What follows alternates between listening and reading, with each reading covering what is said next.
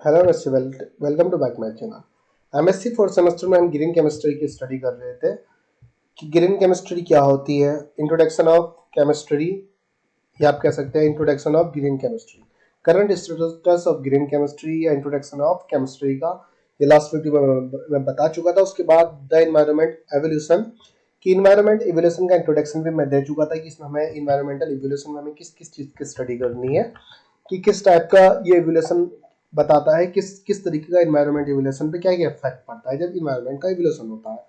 अब environment evolution की अगर हम बात करें, इसमें एटमॉस्फेयर के एवोल्यूशन की ये बात करता है। एटमॉस्फेयर के बाद हाइड्रोस्फेयर की के एवोल्यूशन की बात करता है, केमिकल एवोल्यूशन की बात करता है, बायोलॉजिकल एवोल्यूशन की बात करता है, बायोलॉजी के बाद इकोलॉजिकल एवोल्यूशन की ये बात करता है। तो द इन्वायरमेंट एवोल्यूशन कि there are many type evolution which effect on the environment. यहाँ काफी टाइप के एवोल्यूशन होते हैं जो एनवायरनमेंट पे इफेक्ट डालते हैं। इन्वायरमेंट पे इफेक्ट तभी डालते हैं क्योंकि इन्वायरमेंट के कारण ही वो इवोल्यूशन हो रहे हैं। इवोल्यूशन जो विकास हो रहा है, जो डेवलपमेंट होता है, इन्वायरमेंट के कारण ही हो रहा है जब इन्वायरमेंट में चेंजेस आते हैं।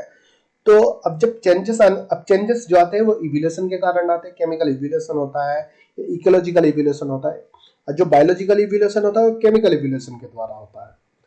एंड बायोलॉजिकल इवोल्यूशन इन्वायरमेंट में जब चेंजेस आता है उसके द्वारा भी होता है। और जो इन्वायरमेंट में चेंजेस आता है वो केमिकल इवोल्यूशन के द्वारा आता है। केमिकल मतलब जब केमिकल सब्सटेंस रिएक्टिविटी को शो करता है तो इन्वायरमेंट में चेंजेस आने लगते हैं। Environment show the many changes in the biotic and biotic component. अब जो इन्वायरमेंट होता है वो बायोटिक कंपोनेंट में चेंजेस को शो करता है।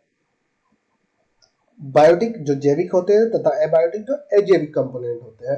मतलब ह्यूमन एनिमल लाइफ पे भी इफेक्ट डालता है जब इन्वायरमेंट में चेंजेस आता है। इन्वायरमेंट इवोल्यूशन या इन्वायरमेंट के कारण जब इन्वायरमेंट में चेंजेस होता है, इन्वायरमेंट में चेंजेस जब चेंज होगा तो उसमें डेवलपमेंट होता है। केमिकल डेवलपमेंट हो रहा है या किसी भी तरीके का जब क्या क्या डेवलपमेंट होता है वो भी मैं बता दूंगा। तो ये जो एनिमल्स लाइफ होती है उस पर भी इफेक्ट डालता है, ह्यूमन लाइफ पे भी इफेक्ट डालता है, जो हमारे प्लांट्स होते हैं प्लांट पे भी इफेक्ट डालता है। तो उसके बाद हम बात करते हैं केमिकल इवोल्यूशन की, फिर बायोलॉजिकल इवोल्यूशन की अगर हम बात कर लेते हैं तो केमिकल इवोल्यूशन की कंडीशन वगैरह पढ़ लेते हैं। केमिकल इवोल्यूशन अगर हम बात करें, जो केमिकल इवोल्यूशन है कि केमिकल का इवोल्यूशन कैसे हुआ, केमिकल इवोल्यूशन के द्वारा ही हमारा इन्वायरमेंट बना है। इन्वायरमेंट क्या है, पर्यावरण क्या है। पर्यावरण में हम कार्बन डाइऑक्साइड को एमिट करते हैं, ऑक्सीजन को एब्जॉर्ब करते हैं, लेकिन प्रिमिटिव स्टेट्स की अगर हम बात करें पृथ्वी पे नहीं पर, ये सब मैंने इंट्रोडक्शन में पहले बता चुका, मैं इसमें टाइम वेस्ट नहीं कर रहा हूँ, सीधा हम टॉपिक पे आ जाते हैं। ये चीजें मैं सबसे फर्स्ट वीडियो में बता चुका हूँ, इंट्रोडक्शन ऑफ इन्वायरमेंट में, इंट्रोडक्शन ऑफ इन्वायरमेंट एवोल्यूशन में ये भी बता चुका हूँ मैं। केमिकल इवोल्यूशन की अगर हम बात करें, this theory is known as primary abiogenesis. अब जो थ्योरी हो, जो केमिकल इवोल्यूशन थ्योरी होती है, जो केमिकल इवोल्यूशन होता है, इसे केमिकल इवोल्यूशन को केमिकल इवोल्यूशन थ्योरी भी कहते हैं। इस थ्योरी का एक पर्टिकुलर नाम भी है जिसको प्राइमरी एब्यूजेनेसिस कहते हैं। ठीक है। इन्वायरमेंटल इवोल्यूशन में हम सबसे पहले केमिकल इवोल्यूशन की बात करते हैं। केमिकल एवोल्यूशन के द्वारा ही एटमॉस्फेयर बना है, हाइड्रोस्फीयर बना है, और केमिकल इवोल्यूशन के बाद बायोलॉजिकल इवोल्यूशन हुआ है। बायोलॉजिकल इवोल्यूशन के बाद इकोलॉजिकल इवोल्यूशन हुआ है। जो इन्वायरमेंट की अगर हम बात कर रहे हैं, केमिकल इवोल्यूशन पहले हुआ, फिर बायोलॉजिकल इवोल्यूशन हुआ, बायोलॉजी के बाद इकोलॉजिकल इवोल्यूशन हुआ। इकोलॉजिकल उसके जो हैबिट तथा हैबिटेट के बेस पे डायस्ट्रट बन गए, इकोलॉजिकल इवोल्यूशन हो गया कि इसमें इस जाति के एनिमल्स प्रेजेंट होते हैं, इसमें वहाँ की हैबिटेट के प्रेजेंट पे, वहाँ के इन्वायरमेंट के बेस के प्रेजेंट पे, वहाँ के जो वहाँ पर प्रेजेंट होती है उसके बेस पे इकोलॉजिकल इवोल्यूशन हुआ, ये भी मैं बताऊंगा। तो सबसे पहले केमिकल इवोल्यूशन हमारी समझ में आ गया। केमिकल इवोल्यूशन को केमिकल इवोल्यूशन थ्योरी भी कहते हैं, और इसको प्राइमरी एब्यूजेनेसिस के नाम से भी जाना जाता है। This theory is known as primary abiogenesis. अब इस थ्योरी में जो हमें स्टडी करनी होती है कि जो लाइफ ओरिजिनेटेड बाय, अब जो जीवन की जो उत्पत्ति हुई है, जो जीवन की उत्पत्ति कैसे हुई, केमिकल कॉम्पोजिशन या केमिकल कॉम्बिनेशन द्वारा। केमिकल का कॉम्बिनेशन हुआ है, जैसे वाटर जब बना, हाइड्रोजन मॉलिक्यूल तथा ऑक्सीजन मॉलिक्यूल के द्वारा वाटर बना है। फिर इसी प्रकार मैथेन कार्बन तथा हाइड्रोजन के द्वारा बनी हुई है। और नाइट्रोजन की अगर हम बात करें, नाइट्रोजन तो अगर फर्स्ट एटम की बात करें N होता है, लेकिन दो एटम आपस में जब बन गया तो उन्होंने एक मॉलिक्यूल बनाया जिसे नाइट्रोजन का N2 कहते हैं। तो इस तरीके से केमिकल कॉम्बिनेशन द्वारा ही लाइफ की ओरिजिन हुआ है, लाइफ की उत्पत्ति हुई है। वही चीज यहाँ पे लिखी, life originated by chemical combination या combination. That chemical component is non living organic molecule. अब देखिए वो कह रहा है कि जो लाइफ की जो उत्पत्ति हुई है, लाइफ का जो ओरिजिनेटेड हुआ है, जीवन की जो उत्पत्ति हुई है केमिकल कॉम्बिनेशन तथा कॉम्पोजिशन के द्वारा हुई है, जिस केमिकल को हम नॉन लिविंग ऑर्गेनिक मॉलिक्यूल कहते हैं। क्या कहते हैं कि जिसे हम नॉन लिविंग ऑर्गेनिक मॉलिक्यूल कहते हैं। Chemical evolution theory given by Oparin and Haldane. जो केमिकल इवोल्यूशन थ्योरी दी गई है, प्राइमरी एबियोजेनेसिस थ्योरी दी गई है, वो ऑप्रिन तथा हेल्डिंग के द्वारा दी गई है। ऑप्रिन ने ही केमिकल इवोल्यूशन की थ्योरी दी कि केमिकल का इवोल्यूशन किस तरीके से हुआ है। But Oparin theory is also called artificial synthesis theory. अब जो ऑप्रिन थ्योरी थी, जो ऑप्रिन साइंटिस्ट ने जो थ्योरी दी थी, ऑब्वियसली वो आर्टिफिशियल ही तो दी होगी। अब जो जिस चीज का निर्माण पहले हो चुका है उस चीज को तो हम नहीं बता सकते, मतलब हम सिर्फ इमेजिन कर सकते हैं कि उसने फिर उस चीज को आर्टिफिशियली प्रूफ भी किया कि मतलब कि वास्तव में ही केमिकल का रिलेशन इस तरीके से हुआ। उसका कहना यह था कि जो ऑप्रिन सिद्धांत था, ऑप्रिन का कहना यह था कि जो केमिकल का इवोल्यूशन हुआ है, सबसे पहले एटम बने हैं, एटम से एटॉमिक मॉलिक्यूल बने हैं, फिर एटॉमिक मॉलिक्यूल के द्वारा इनऑर्गेनिक मॉलिक्यूल बने हैं, इनऑर्गेनिक मॉलिक्यूल के बाद ऑर्गेनिक मॉलिक्यूल बने हैं, ऑर्गेनिक मॉलिक्यूल के द्वारा ऑर्गेनिक मॉलिक्यूल के बाद ऑर्गेनिक कंपाउंड का फॉर्मेशन हुआ है, कंपाउंड के बाद कॉम्प्लेक्स का फॉर्मेशन हुआ है। जब कॉम्प्लेक्स का फॉर्मेशन हो चुका था उसके बाद लाइफ एग्जिस्ट हो चुकी थी, फिर उसके बाद बायोलॉजिकल इवोल्यूशन स्टार्ट हो चुका था। तो ऑप्रिन थ्योरी क्या थी कि basically, but Oparin theory is also called artificial synthesis theory. Chemical evolution theory दी है लेकिन उसने एक आर्टिफिशियली दी। तो आर्टिफिशियली तो हम किसी चीज को बताएंगे, नेचर को तो हम नहीं बता सकते कि मतलब नेचुरली ये सिर्फ एक इमेजिन किया जाता है कि ये चीज इस तरीके से हुई होगी। तो first origin of life in water of ocean and first life was anaerobic.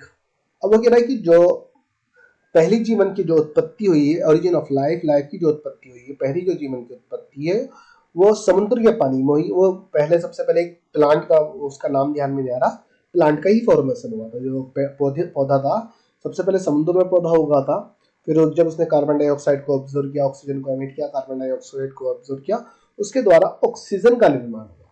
अब जो ये था एनारोबिक था। अब जो first life origin was anaerobic. अब जो पहली लाइफ हुई थी वो एनारोबिक थी, in the presence of anaerobic oxygen की एब्सेंस। एनारोबिक क्या है? ऑक्सीजन की एब्सेंस, ऑक्सीजन की एब्सेंस में हुई थी। एरोबिक ऑक्सीजन की प्रेजेंस में हुई थी, जिसने ऑक्सीजन को एब्जॉर्ब किया एरोबिक होता है। एनारोबिक जो ऑक्सीजन की एब्सेंस में होती है। तो जो पहली लाइफ हुई एनारोबिक थी, जो ऑक्सीजन की एब्सेंस में जिसके ओरिजिन हुआ ऑक्सीजन की एब्सेंस में हुआ था। तो first origin of life in water of ocean and first life was anaerobic. पहले जीवन की उत्पत्ति पानी में हुई, या कह सकते हैं आप first origin of life in water. तो उसके बाद फर्स्ट लाइफ वाज एनारोबिक। पहली लाइफ एनारोबिक थी जो ऑक्सीजन की एब्सेंस में हुई थी और समुद्र में हुई थी। जो पानी में हुई सबसे पहले लाइफ वहां एग्जिस्ट हुई थी। प्रीमेटिव एटमॉस्फेयर वाज रिड्यूस या फ्री ऑक्सीजन वाज प्रेजेंट।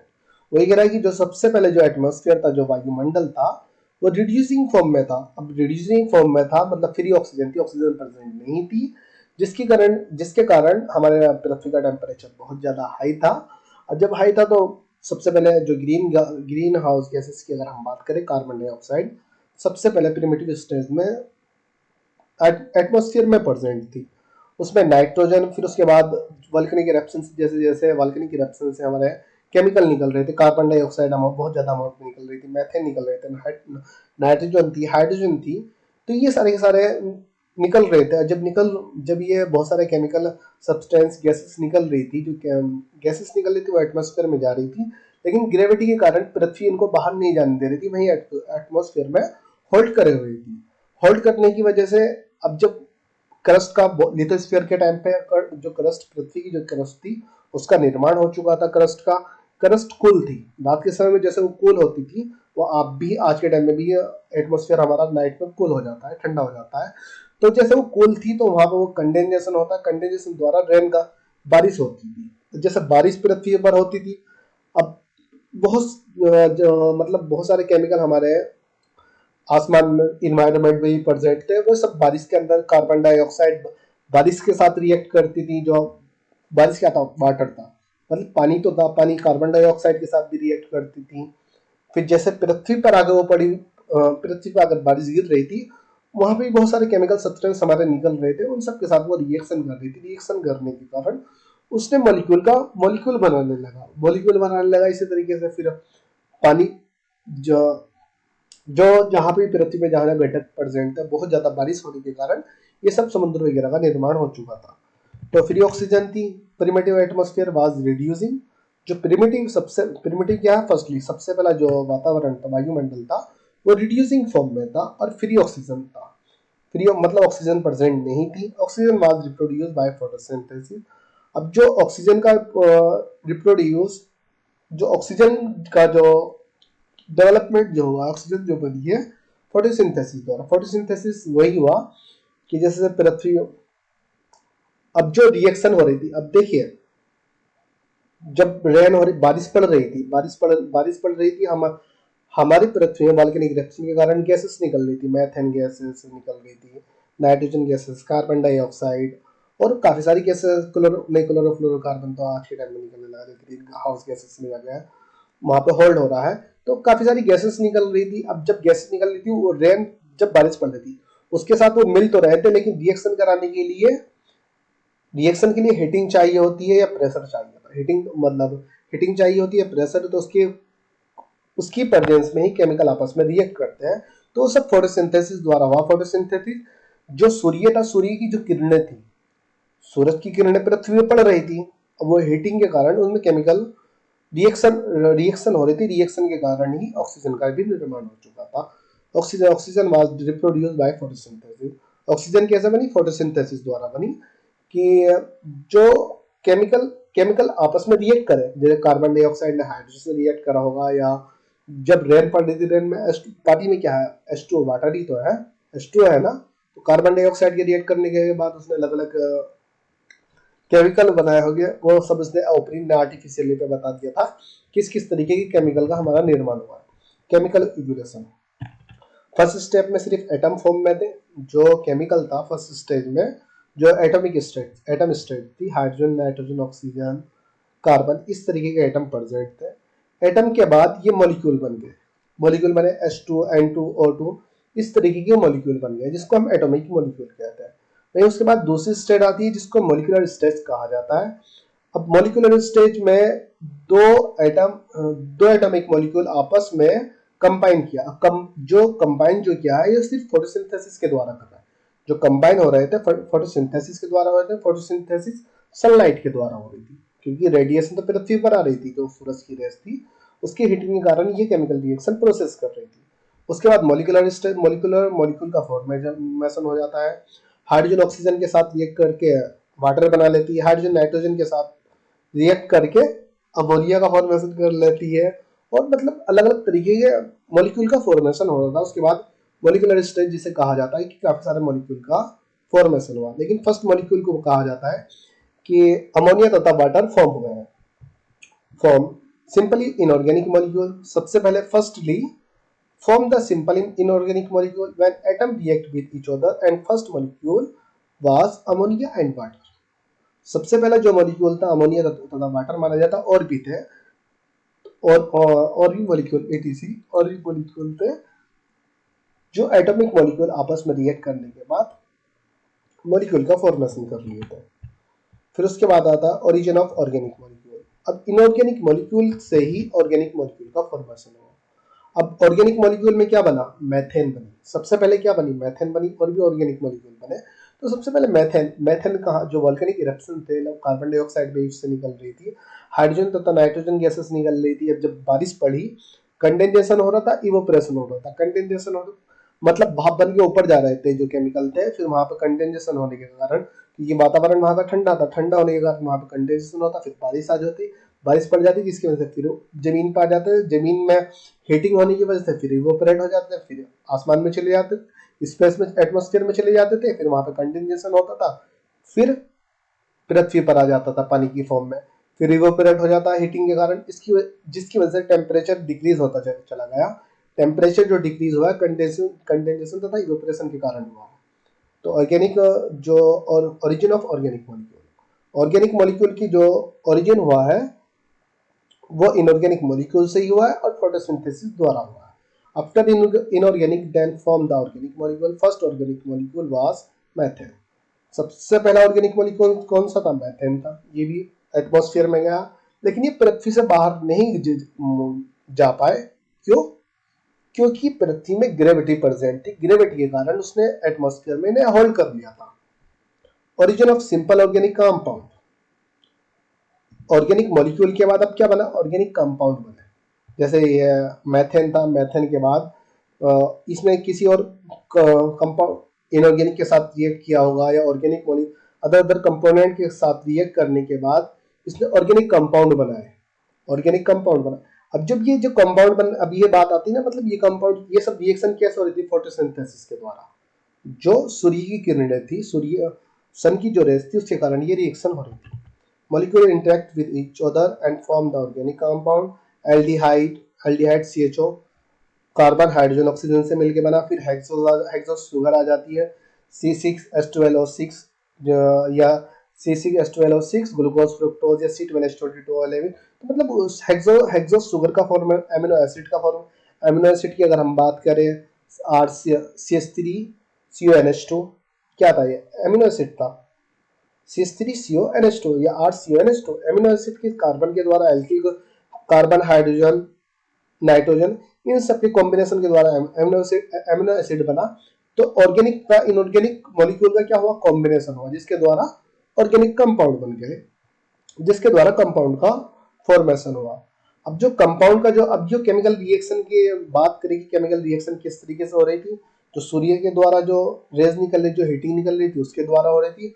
यहाँ पे वॉल्केनिक इरप्शन हो रही थी, पृथ्वी पर क्या था, वॉल्केनिक इरप्शन हो रही थी, आज के टाइम में भी देखने को मिलते हैं, जो लावा वगैरह निकलते हैं, उनसे जो हीटिंग निकल रही थी, उनकी रेडिएशन के द्वारा ये रिएक्शन प्रोसेस कर रही थी। Energy was obtain for reaction, जो एनर्जी रिएक्शन के लिए ऑब्टेन हो रही थी फ्रॉम यूवी ऑफ सनलाइट, जो अल्ट्रावायलेट सनलाइट की अल्ट्रावायलेट रेड्स थी उससे निकल रही थी, या वॉल्केनिक इरप्शन से भी निकल रही थी, जो हमें हीटिंग मिल रही थी, जो एनर्जी जो मिल रही थी, sunlight, UV rays of sunlight and volcanic eruption से मिल रही थी।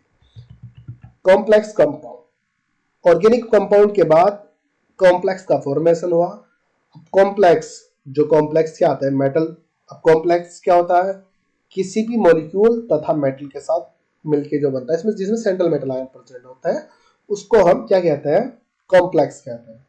जिसमें सेंट्रल मेटल आयन प्रेजेंट होता है या मेटल आयन प्रेजेंट होता है, तो उसके बाद कॉम्प्लेक्स कंपाउंड का भी फॉर्मेशन हो चुका था। अब जब कॉम्प्लेक्स कंपाउंड का यहाँ तक हमारा केमिकल इवोल्यूशन पूरा कंप्लीट हो गया, उसके बाद बायोलॉजिकल इवोल्यूशन स्टार्ट होता है। लेकिन इसको एक्सपेरिमेंटल एविडेंस भी दिए गए कि केमिकल, ये क्या था, ये तो सिर्फ एक इमेजिन किया गया, ये यहाँ तक की स्टडी क्या थी कि इमेजिन किया गया कि इस तरीके से केमिकल का निर्माण हुआ होगा, जो हमारा एटमॉस्फेयर बना इस तरीके से बना होगा। तो उसके बाद एक्सपेरिमेंटल एविडेंस दिए गए, जो एक्सटर्नल मिलर के द्वारा दिए गए। इसको मैं नेक्स्ट वीडियो से बता देता हूँ, टाइम काफी हो रहा है, 20 मिनट का लेक्चर हो गया शायद।